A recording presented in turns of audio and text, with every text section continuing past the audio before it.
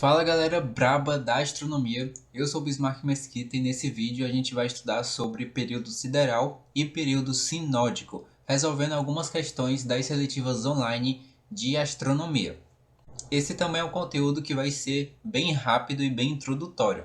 O que é o período sinódico? Não sei se você lembra, mas quando a gente estudou sobre a Lua, a gente viu que a Lua tinha um período sinódico que era diferente do seu período orbital. O que era o período orbital e sinódico da Lua? O período orbital, que era de cerca de 27,3 dias, ele é o período que leva para a Lua voltar para o mesmo ponto na sua órbita, tá? Já o período sinódico é o período entre duas fases iguais da Lua, que é um pouco maior, ele é cerca de 29,5 dias aproximadamente.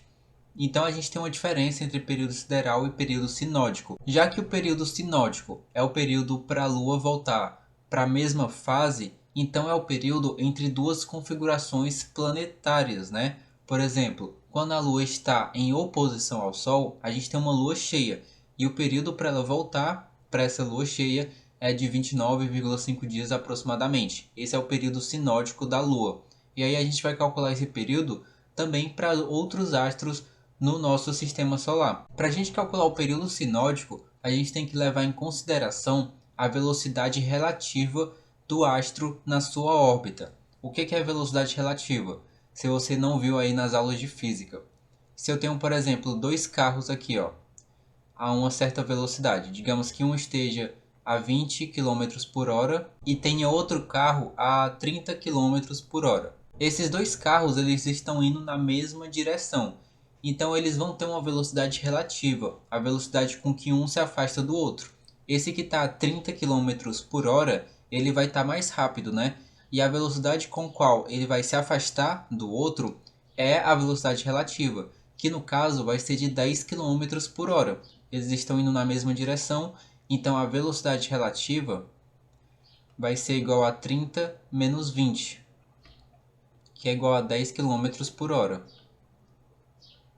Se eles estivessem indo na mesma direção, um de encontro ao outro, deixa eu desenhar aqui a situação. Um vindo aqui a 20 km por hora e o outro vindo a 30 km por hora, a velocidade relativa deles seria a soma das duas velocidades, porque os dois estão indo na mesma direção. Então as duas velocidades estão contribuindo para que eles se aproximem mais. Então a velocidade relativa nesse caso seria 30 mais 20, que é igual a 50 km por hora. Esse é o conceito de velocidade relativa. Não é velocidade relativística da teoria da relatividade, é velocidade relativa da cinemática. E aí a gente vai estudar isso só que para os planetas. E aí a velocidade relativa vai ser na verdade a velocidade angular, já que eles executam órbitas aproximadamente circulares, né? A velocidade normal é a variação de espaço sobre a variação de tempo, né? A velocidade retilínea. Só que na velocidade angular, o que ele vai percorrer aqui são graus, né? Então a gente vai ter 360 graus sobre o período. O tempo vai ser o período. E aí a gente vai fazer o seguinte: a velocidade angular relativa vai ser igual à velocidade angular desse corpo interno menos a velocidade angular desse corpo externo, tá? Como eles orbitam na mesma direção, a velocidade relativa deles vai ser essa subtração da velocidade angular de um menos a velocidade angular do outro. E aí a gente substitui essa fórmula aqui, ó, nessa de cima, e a gente chega nessa fórmula final, que é a fórmula que a gente vai usar para resolver as questões. 1 sobre S, sendo que esse S é o período sinódico, é igual a 1 sobre o período do corpo interno menos 1 sobre o período do corpo externo, beleza? Se você trocar isso aqui, trocar o PI pelo PE, o que pode acontecer algumas vezes, a única alteração que vai dar é que você às vezes vai encontrar um resultado negativo. Só que aqui a gente está tratando de período, então a gente não vai calcular um período negativo, né? Basta você usar como se fosse em módulo. Vamos ver essa questão que foi de uma P3. Quando tivermos uma colônia permanentemente ocupada na Lua, será preciso o uso de satélites estacionários em relação à superfície lunar para serem usados em monitoramentos e comunicações. A cerca de que altura h da superfície da Lua ficarão estes satélites selenoestacionários? Aqui a gente tem alguns dados, como o dia solar da Lua, a massa da Lua, o raio da Lua e a constante da gravitação universal. Aqui a gente vai fazer uma associação de velocidades desse satélite. A gente vai ver mais à frente que satélites em órbita eles têm uma velocidade que é dada pela seguinte equação. Ó.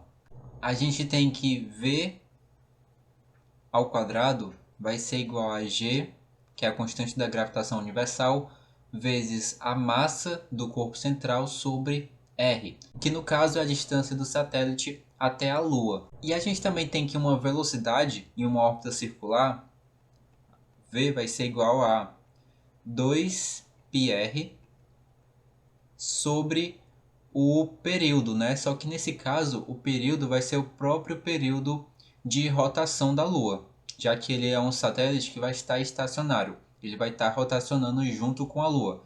Nesse caso vai ser esse período aqui, ó. Então vou colocar aqui T Lua. A gente pode igualar essas duas coisas.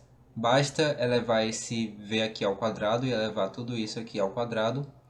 Então a gente vai ter que Gm sobre R é igual a 2 ao quadrado, 4π ao quadrado, R ao quadrado sobre T elevado ao quadrado. O que a gente quer descobrir é o R, né? Então a gente vai isolar o R. R elevado ao cubo vai ser igual a Gm T ao quadrado sobre 4π ao quadrado. Pronto, só isso. Daqui a gente já consegue substituir os valores que a gente tem na questão. Eu vou colocar aqui que eu não vou passar a raiz para não ficar muito complicado aqui para escrever, mas é só a gente substituir e fazer na calculadora toda essa equação, né? G é a constante da gravitação universal, tá bem aqui, ó. A massa da Lua é 7,3 vezes 10 elevado a 22 kg. 4π ao quadrado aqui embaixo, que multiplica também o período da Lua. E aqui você tem que ter cuidado porque precisa passar tudo isso aqui, ó, para segundos, tá? Então 29 dias você vai ter que multiplicar por 24 horas, multiplicar por 60 minutos, multiplicar por 60 segundos e ir multiplicando essas coisas aqui até passar tudo para segundos. Vamos ver aqui como é que fica. Eu vou ter 29 que multiplica, cada dia tem 24 horas, que multiplica 60 minutos, que multiplica 60 segundos, mais 12 horas, que multiplica 60 minutos, que multiplica 60 segundos. Poderia multiplicar logo por 3.600, né? Mais 40 minutos, cada minuto tem 60 segundos, mais 3 segundos. Tudo isso aqui é elevado ao quadrado. E aí você calcula tudo isso e depois passa a raiz cúbica. Vamos ver quanto é que dá tudo isso aqui.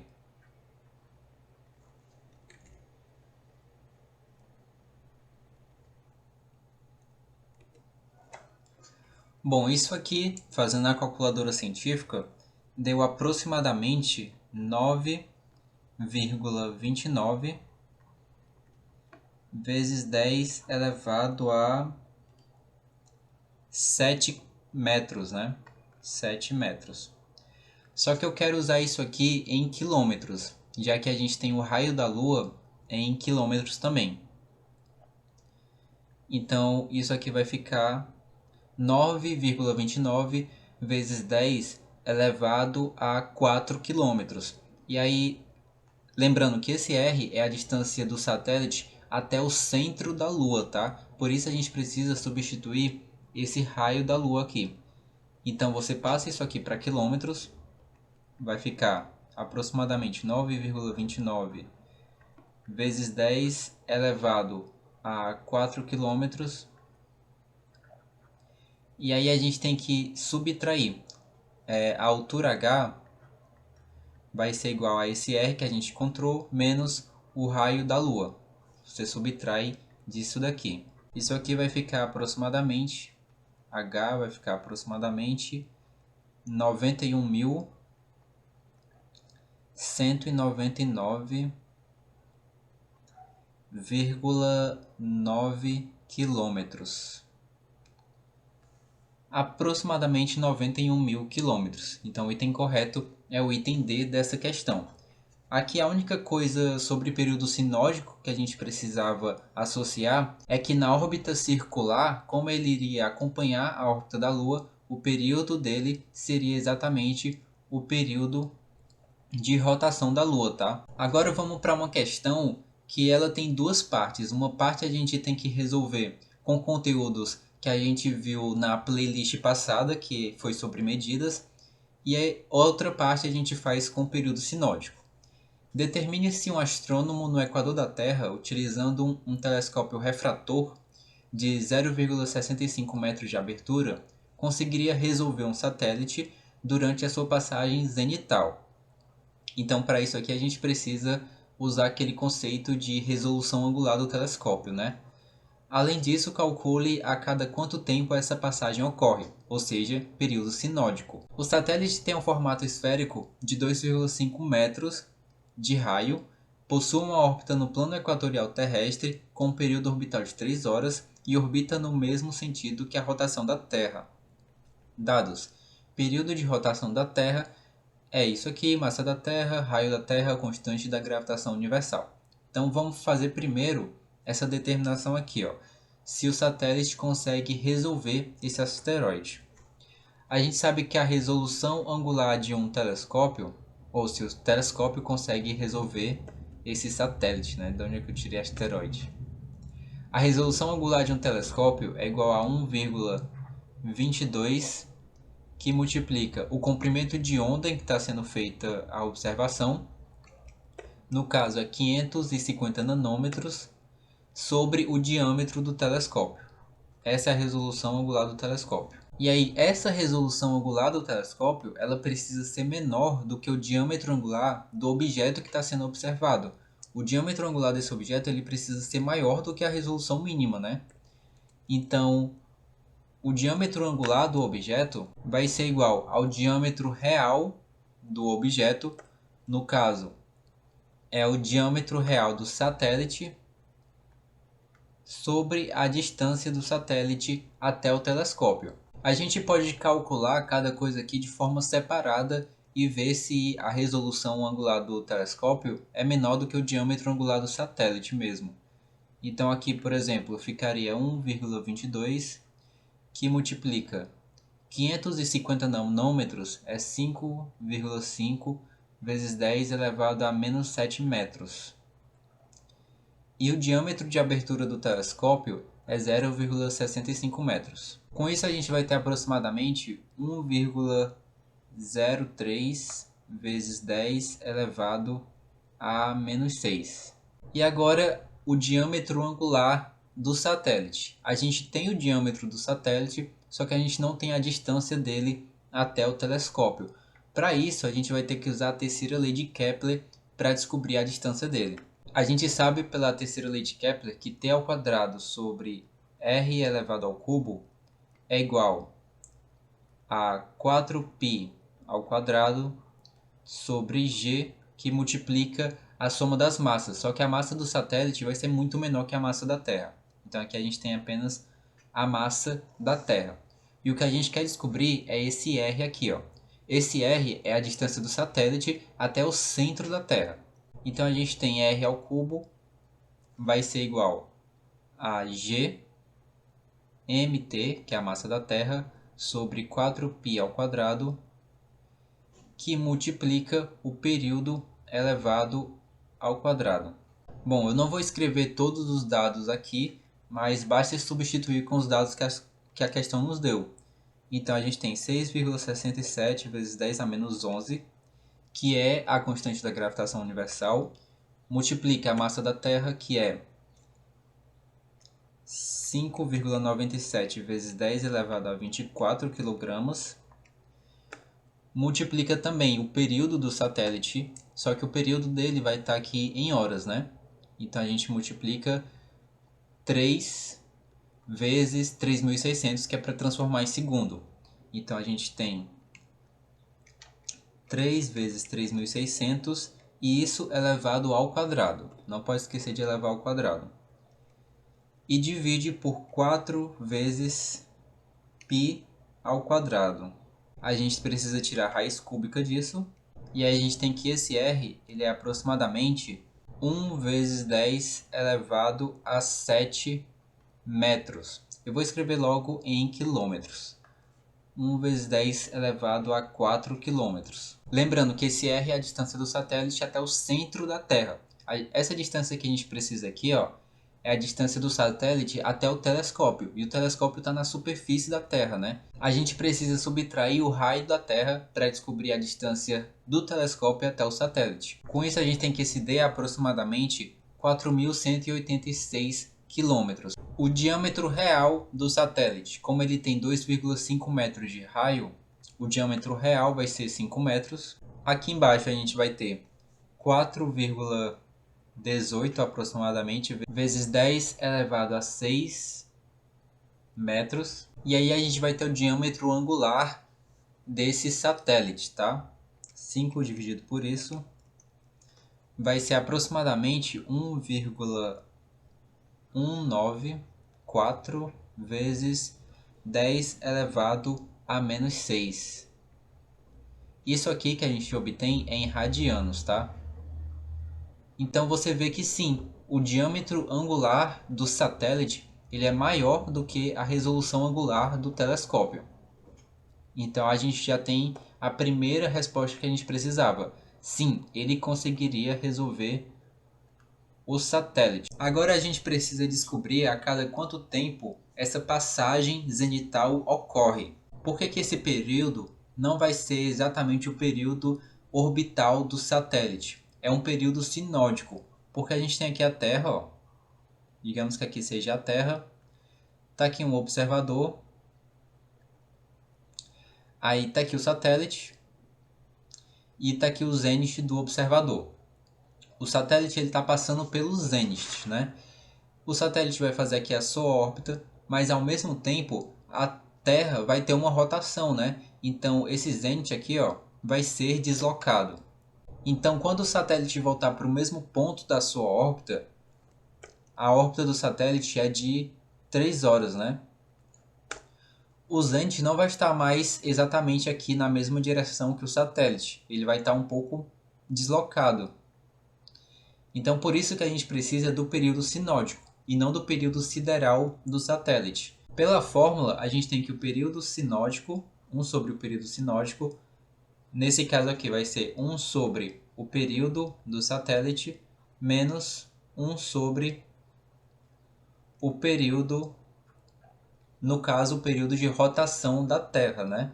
Então a gente tem que o período sinódico vai ser igual a uma grande fração aqui, que eu vou ter 1, e aqui eu vou ter 1 sobre o período do satélite é 3 horas, eu vou multiplicar por... A gente quer em horas e minutos, né? Eu vou multiplicar por 3.600 para a gente obter em segundos. Menos 1 sobre... E aí, o período de rotação da Terra vai ser 23 horas e 56 minutos. Então, vai ser 23 vezes 3.600 mais 56 vezes 60. Para transformar tudo em segundos. Isso aqui para mim deu aproximadamente 12.347,77 segundos. E aí a gente precisa transformar em horas e minutos. Dividindo isso aqui por 3.600, a gente tem 3,42. S é igual a 3,42 horas. E aí a gente já sabe que é 3 horas. A gente precisa descobrir esse 0,42. Multiplicando por 60 para obter minutos, a gente tem um valor de 25 minutos. Então o S vai ser igual a 3 horas e 25 minutos. É aproximadamente 26, né? Então o item correto dessa questão vai ser o item A. Então a gente teve que usar dois conceitos aí, tanto de resolução angular como de período sinótico para resolver essa questão. Essa foi a aula de hoje, espero que você tenha gostado, pratique bastante com as questões da seletiva. Um grande abraço e eu te vejo na próxima.